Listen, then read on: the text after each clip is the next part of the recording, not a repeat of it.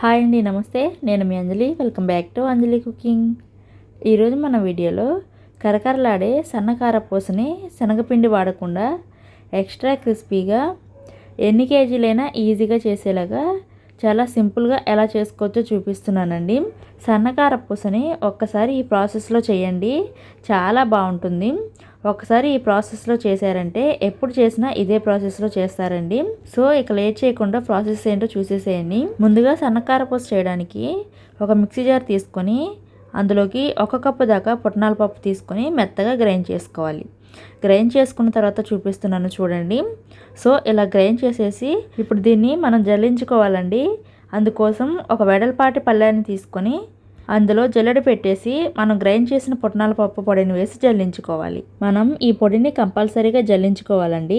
ఎందుకంటే మనం ఎంత బాగా గ్రైండ్ చేసినా కూడా ఎక్కడో ఒక చోట పలుకునేది ఉంటుంది. సో ఖచ్చితంగా జల్లించుకోండి. చూశారు కదా, నేను గ్రైండ్ చేసేటప్పుడు ఫైన్ పౌడర్లా గ్రైండ్ చేసినా కూడా పలుకునేది చూశారు కదా ఎంత వచ్చిందో. ఇప్పుడు దీన్ని పక్కకు తీసేసేయండి.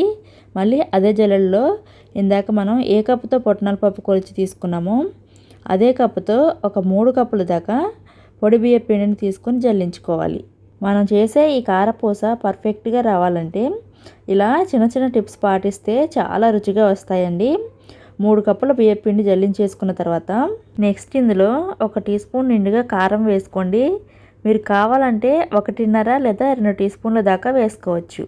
1/2 టీ స్పూన్ దాకా పసుపు, 1/4 టీ స్పూన్ దాకా ఉప్పు వేసుకోండి. మీరు మీ రుచికి తగ్గట్టుగా వేసుకోవచ్చు.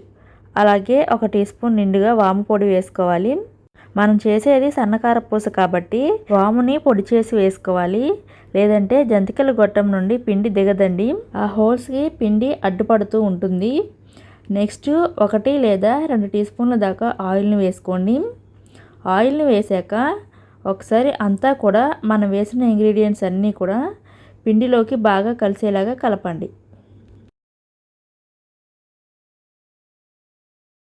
బాగా కలిపిన తర్వాత ఈ సన్నకార పూస ఎక్స్ట్రా క్రిస్పీగా రుచిగా రావడానికి ఇక నేను చూపిస్తున్నాను కదా కప్పు, ఈ కప్పుతోనే మనం పిండి కొలుచుకున్నాం కదా, ఇదే కప్పుతో 1 కప్పు దాకా నీళ్లు తీసుకొని బాగా వేడి చేసుకొని ఈ పిండిలోకి పోసుకోవాలి. నీళ్లు పోసుకుంటూ పిండిని గరిటెతో కలుపుతూ ఉండండి. చేతితో మాత్రం అస్సలు కలపకండి, వేడి నీళ్ళు పోసాం కాబట్టి చేయి కాలుతుంది. గరిటెతోనే ఇలా పైపైన కలిపేసి ఇక నేను ఎలాగైతే గరిటెతో పిండిని అదుముతున్నానో సేమ్ మీరు కూడా అలానే అనండి. ఆ వేడికి పిండి సాఫ్ట్గా అవుతుందండి. కారపూస అనేది ఎక్స్ట్రా క్రిస్పీగా వస్తుంది. కొద్దిసేపు అలా వదిలేసేయండి. కొద్దిసేపటి తర్వాత మరొక కప్పు నార్మల్ నీళ్ళని తీసుకొని కొద్దిగా పోస్తూ కలపండి. నీళ్ళు ఒకేసారి పోసేయకండి, పిండి లూజ్గా అయిపోతుందన్నమాట. సో చూసుకొని కొంచెంగా పోస్తూ పిండి ముద్ద అయ్యేదాకా కలపండి. పిండి కన్సిస్టెన్సీ అనేది ఎలా ఉండాలో ఇప్పుడు నేను చూపిస్తాను చూడండి. సో చూశారు కదా, కన్సిస్టెన్సీ అనేది ఇలా ఉండాలండి. పిండి కలిపాక మరీ గట్టిగా ఉండొద్దు, అలా అని మరీ లూజ్గా కూడా ఉండకూడదండి. సేమ్ ఇలానే కలపండి. దీనిపైన ఒక శుభ్రమైన క్లాత్ని తడిపి గట్టిగా పిండేసి దీనిపైన వేసి కవర్ చేయండి, లేదా ఇలా బౌల్ని బోర్లించేసేయండి. పిండి ఆరిపోకుండా ఉంటుందన్నమాట. ఇప్పుడు దీని పక్కన ఉంచి కారపూస చేయడానికి ఇలా చిన్న హోల్స్ ఉన్న ప్లేట్ని తీసుకోవాలి. నేను చేసేది సన్న కారపూస కాబట్టి ఈ ప్లేట్ని తీసుకున్నానండి. మీరు మీకు నచ్చిన ప్లేట్ని తీసుకోవచ్చు, అంటే చిన్న హోల్స్ అయినా పెద్ద హోల్స్ అయినా ఏదైనా మీ ఇష్టం అనమాట. జంతికల గొట్టాన్ని తీసుకొని కొద్దిగా ఆయిల్ని గ్రీస్ చేసుకోవాలి.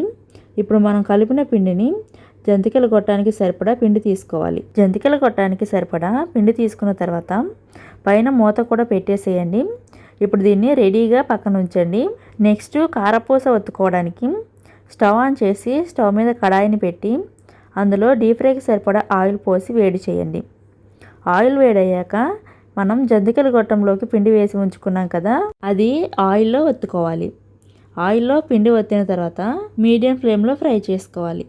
మనం చేసేది సన్నకారపూస కాబట్టి మంటను ఎక్కువ పెట్టేశారనుకోండి సరిగ్గా ఫ్రై అవ్వదండి, గట్టిగా వస్తాయి. సో మీడియం ఫ్లేమ్లో అటు ఇటు నిదానంగా తిప్పుతూ 2 వైపులా మంచిగా ఫ్రై చేసుకోవాలి. ఆయిల్లో నురగ తగ్గి క్రిస్పీగా అయిన తర్వాత ఆయిల్లో నుండి తీసేయండి. ఎక్స్ట్రా ఆయిల్ని డ్రైన్ చేసేసి ఒక బౌల్లోకి తీసుకోండి. సేమ్ ఇదే విధంగా మిగిలిన పిండిని కూడా బ్యాచెస్ వైజ్గా ఆయిల్లో ఒత్తుకుంటూ మీడియం ఫ్లేమ్లో ఫ్రై చేసుకొని తీసేసేయండి. సో అంతేనండి, కరకరలాడే సన్నకారపూస అయితే తయారైపోయింది. ఈ ప్రాసెస్లో ఇవే కొలతలతో చేయండి, చాలా బాగా కుదురుతాయి. కాకపోతే మీరు ఎక్కువ క్వాంటిటీలో చేయాలి అనుకుంటే ఇవే కొలతల్ని పెంచుకొని డబుల్ చేసుకొని చేయండి, చాలా బాగా కుదురుతాయండి. ఒకసారి చేసుకొని చల్లారిన తర్వాత ఎయిర్టైట్ డబ్బాలో స్టోర్ చేసుకుంటే అయిపోయేదాకా కూడా ఫ్రెష్గా కరకరలాడుతూ ఉంటాయి. టీ టైంకైనా పిల్లలకి స్నాక్స్ లాగా అయినా సర్వ్ చేసుకోవడానికి బెస్ట్ స్నాక్ అండి. సో మీరు కూడా నెక్స్ట్ టైం కారపూసను చేసేటప్పుడు ఒక్కసారి ఈ ప్రాసెస్లో చేయండి, చాలా బాగా వస్తాయి. సో ఈ వీడియో కనుక మీకు నచ్చితే ఈ వీడియోకి ఒక లైక్ చేసి ఈ వీడియోను మీ ఫ్రెండ్స్ అండ్ ఫ్యామిలీకి షేర్ చేయండి.